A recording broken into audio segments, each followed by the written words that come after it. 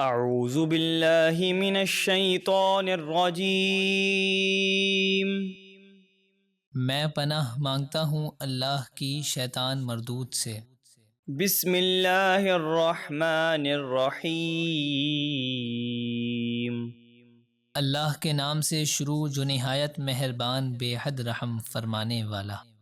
یسبح للہ ما فی السماوات وما فی الارض الملک القدوس العزیز الحکیم۔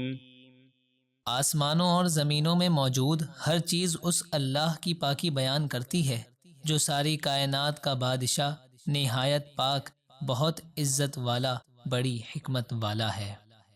هو الذي بعث في الأميين رسولا منهم يتلو عليهم آياته ويزكيهم ويعلمهم الكتاب والحكمة وَإِن كَانُوا مِن قَبْلُ لَفِي ضَلَالٍ مُبِينٍ۔ وہی اللہ ہے جس نے ان پڑھ لوگوں یعنی عرب میں انہی میں سے ایک عظیم الشان رسول بھیجا۔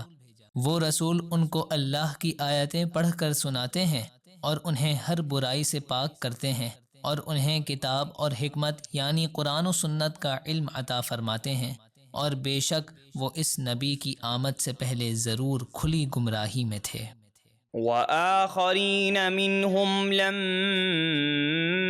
يَلْحَقُوا بِهِمْ وَهُوَ الْعَزِيزُ الْحَكِيمُ۔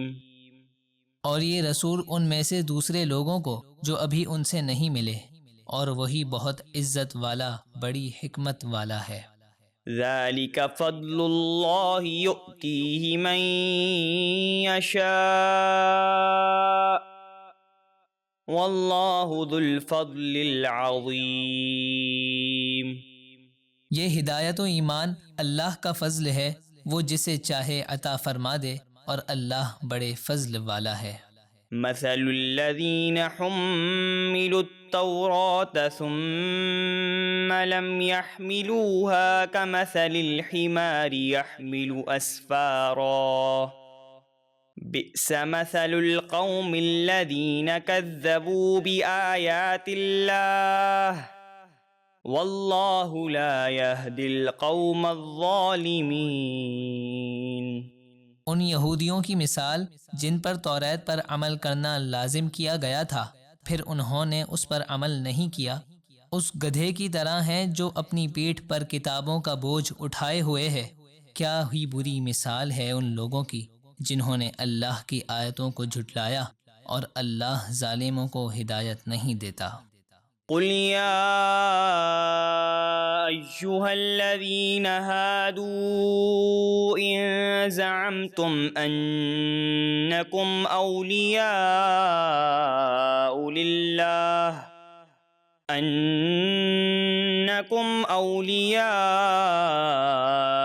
لله من دون الناس فتمنوا الموت إن كنتم صادقين۔ اے حبیب، آپ فرما دیجئے، اے یہودیو، اگر تمہارا یہ گمان ہے کہ صرف تم ہی اللہ کے دوست ہو، دوسرے لوگ نہیں، تو پھر موت کی تمنا کرو اگر تم سچے ہو، تاکہ جلدی جنت میں پہنچ جاؤ۔ ولا يتمنونه أبدا بما قدمت أيديهم والله عليم بالظالمين۔ اور وہ کبھی بھی موت کی تمنا نہیں کریں گے اپنے ان کرتوتوں کی وجہ سے جو ان کے ہاتھ آگے بھیج چکے ہیں، اور اللہ ظالموں کو خوب جانتا ہے۔ قل إن الموت الذي تفرون منه فإنه ملاقيكم ثم تردون إلى عالم الغيب